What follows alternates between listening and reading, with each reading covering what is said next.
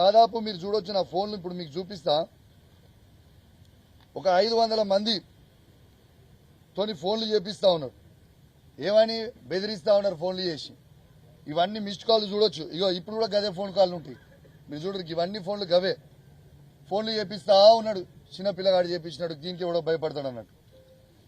విజయన్న, నేను నిన్ను అడుగుతా ఉన్నాను, నిన్ను సవాల్ ఎవడు విసిరమన్నాడు? ఎవడన్నా రైతులు అడిగిందా నిన్ను? మేము అడిగినామా నీ సవాల్ విసిరమని? సవాల్ నువ్వే విసిరినావు. నీ సవాల్ని మేము స్వీకరించినాం. స్వీకరించి చూపించిన తర్వాత ఇవాళ నీకు జవాబు లేకుండా మీ కాంగ్రెస్ పార్టీ కొందరు బ్రోకర్లతోని ఫోన్లు చేయించి బెదిరిస్తా ఉంటే భయపడేటోడు ఎవడున్నాడు? విజయన్న, ఒకటి గుర్తుపెట్టుకో, మీ రేవంత్ రెడ్డికే నేను భయపడలే. మీ రేవంత్ రెడ్డినే నా వెంటక బరాబర్ అని రోజు నిలదీస్తా ఉన్నా. ఈ బచ్చగాలు వాళ్ళు వీళ్ళు ఫోన్ చేస్తే మేము భయపడతాం అయింది. ఒక్కసారి మీరు ఆలోచన చేయండి విజయన్న గారు. ఇట్లాంటి చిల్లర పనులు బంద్ చేయరి. అదే మేము నువ్వు 55 ఏళ్ళు 60 ఏళ్ళు ఉంటావు.